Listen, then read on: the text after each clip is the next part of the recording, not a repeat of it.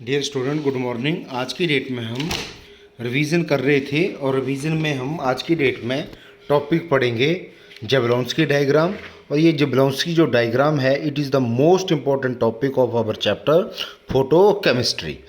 जो आपका Jablonski diagram है उसे हम fluorescence and phosphorescence in terms of excitation of electron भी कह देते हैं। जनरली जो आपका जबलॉन्स्की डायग्राम है बेसिकली हमें क्या बताता है, बेसिकली हमें ये बताता है कि जो भी आपके एक्साइटेड जो स्पीसीज़ होते हैं वो किस तरीके से रिटर्न बैक आते हैं ग्राउंड स्टेट के अंदर, और उनका जो एक्सेस एनर्जी का जो पाथ होता है वो क्या होता है, उसे जो डायग्रामिकली उसका रिप्रेजेंटेशन है उसे सिंपली हम क्या कह देते हैं, जबलॉन्स्की डायग्राम कह देते हैं। ठीक है। इन जनरली जो आपका जबलॉन्स्की डायग्राम है इसे अलेक्जेंडर जबलॉन्स्की ने दिया था और 1980 के बीच में।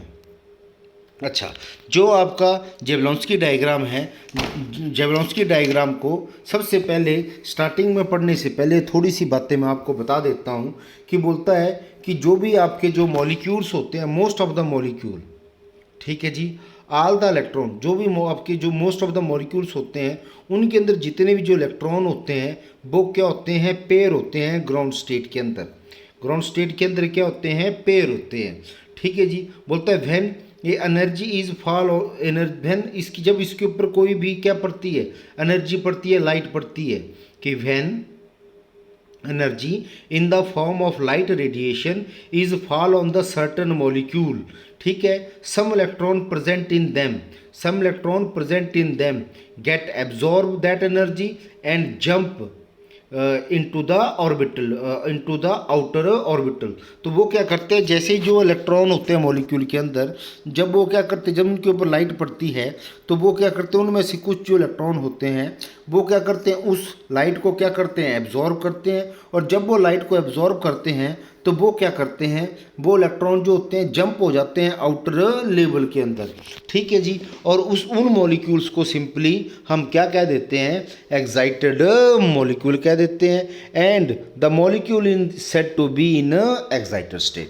अच्छा, इसके बाद मैं आपको ये बताना चाहता हूँ कि जो most of the excited species है have very short life time, कि जो भी एक्साइटेड मॉलिक्यूल जो आउटर स्पेस में जा रहे हैं, इलेक्ट्रॉन ऑब्जर्व करके आउटर में जा रहे हैं, उनका जो जो लाइफ पीरियड होता है वो बहुत शॉर्ट होता है। क्यों?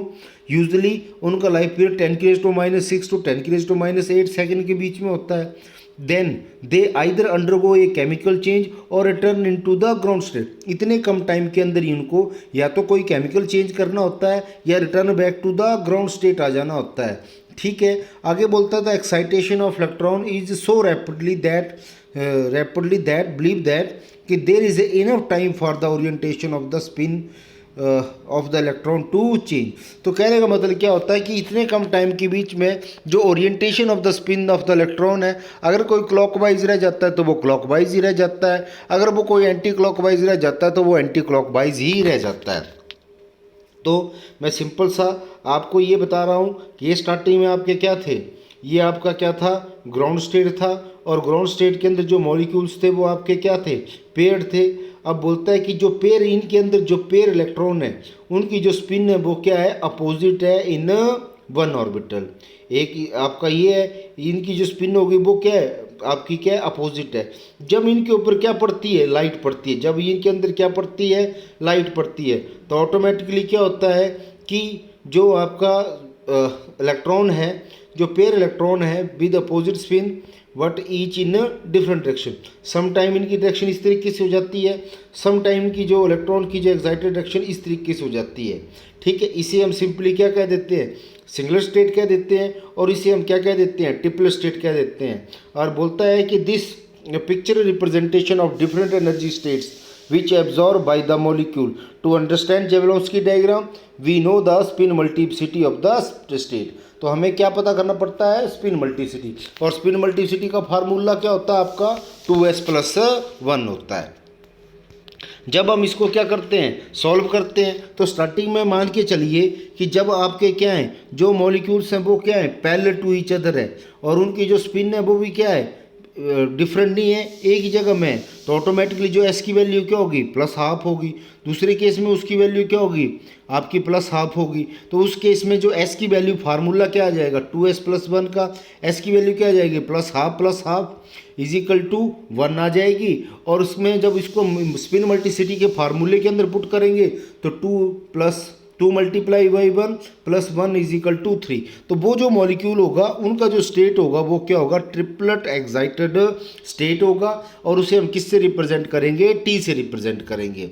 ठीक है। अगर दूसरे केसेस की बात करो सिंगलेट में, एक की इसकी पैरेलल है, एक की क्या है, एंटी पैरेलल है। तो जब इसका कहने का मतलब क्या होगा, इस केस में एस की वैल्यू क्या होगी, प्लस हाफ माइनस हाफ, तो एस की वैल्यू क्या हो जाएगी, 0 हो जाएगी। 2 मल्टीप्लाई 0 प्लस 1 स्पिन मल्टीप्लिसिटी का फार्मूला है, तो इसकी वैल्यू हमारे पास क्या आ जाएगी, 1 आ जाएगी। उसे हम क्या कह देंगे, सिंगलेटेड एक्साइटेड स्टेट कह देंगे।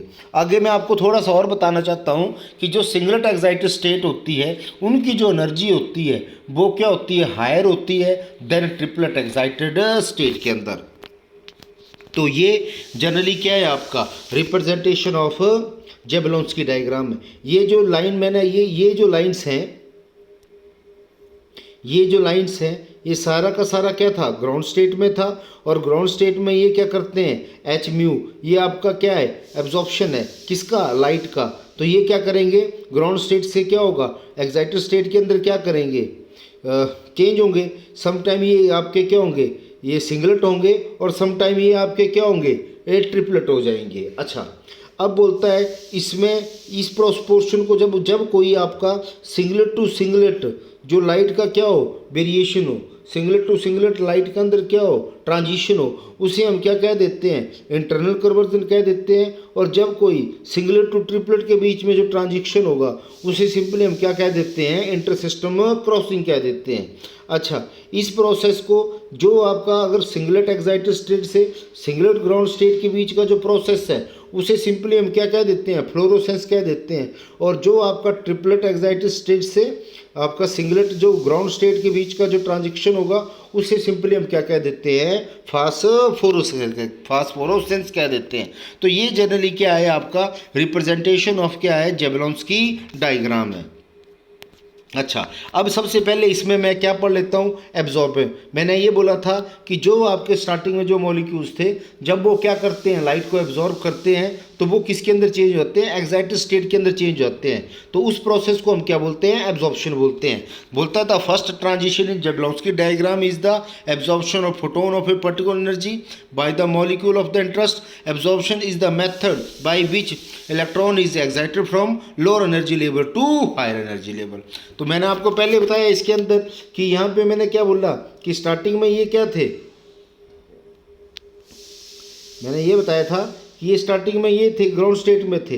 जब इन्होंने लाइट को ऑब्जर्व की तो ये क्या हो गया, एक्साइटेड स्टेट के अंदर चले गए। इस प्रोसेस को सिंपली मैं क्या बोल देता हूँ, एब्जॉर्प्शन बोल देता हूँ। एब्जॉर्प्शन कहने का मतलब क्या है कि जब कोई आपका, कहने का मतलब क्या है कि जो आपका ग्राउंड स्टेट वाला मॉलिक्यूल है, जो आपका सिंपल मॉलिक्यूल है, जो एक्साइटेड हो जाएगा, उस प्रोसेस को सिंपली हम क्या बोल देंगे, एब्जॉर्प्शन बोल देंगे। That is absorption is a method by which an electron is excited from a lower energy level to higher energy level के बीच में चल जाएगा।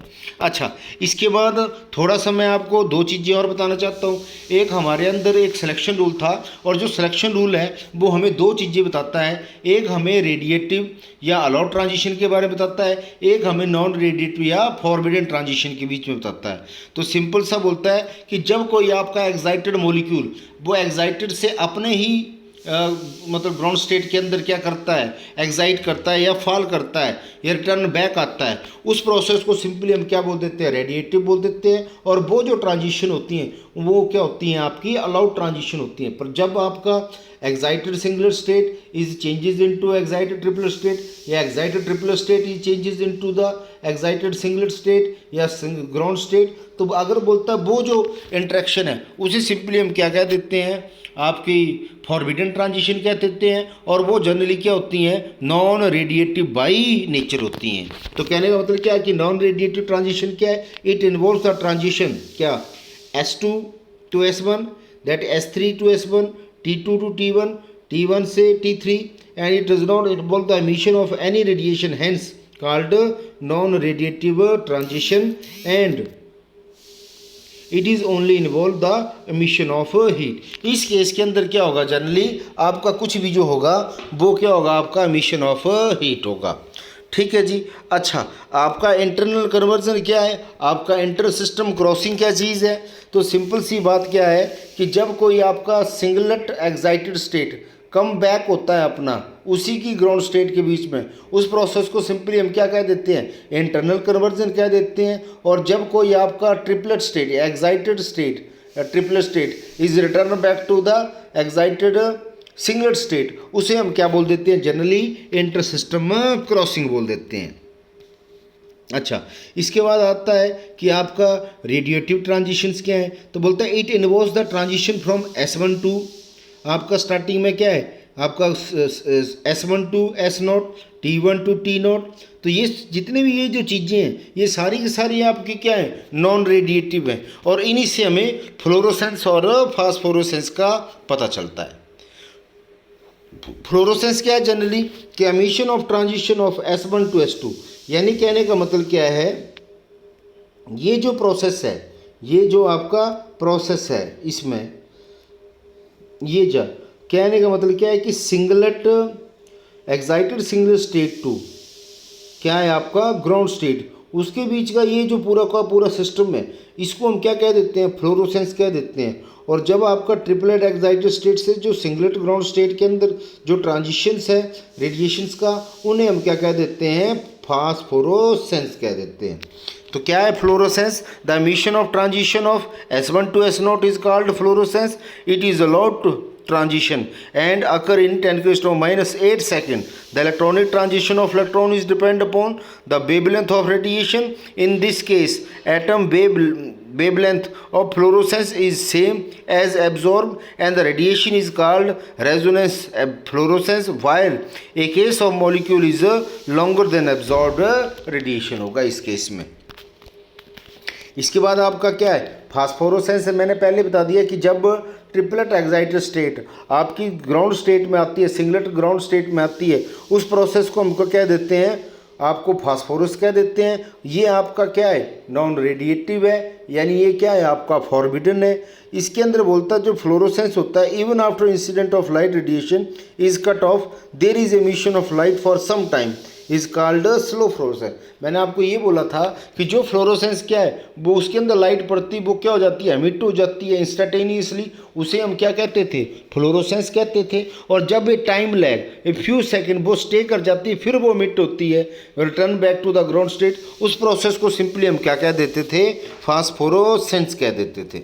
अच्छा, तो ये जनरली है कि स्टार्टिंग में आपका S1 टू, अगर आपका S0 से S जा रहा, एक्साइटेशन है, रेडिएटिव है, अलाउड है। अच्छा, S1 टू S0 है, इसको क्या बोलते हैं, इंटरनल कन्वर्जन बोल देते हैं, सेम रेडिएटिव है। अगर आपका S1 टू T1 है, इंटर सिस्टम क्रॉसिंग है, नॉन रेडिएटिव है। T1 से S0 है, ऑटोमेटिकली इंटर सिस्टम क्रॉसिंग है, नॉन रेडिएटिव है।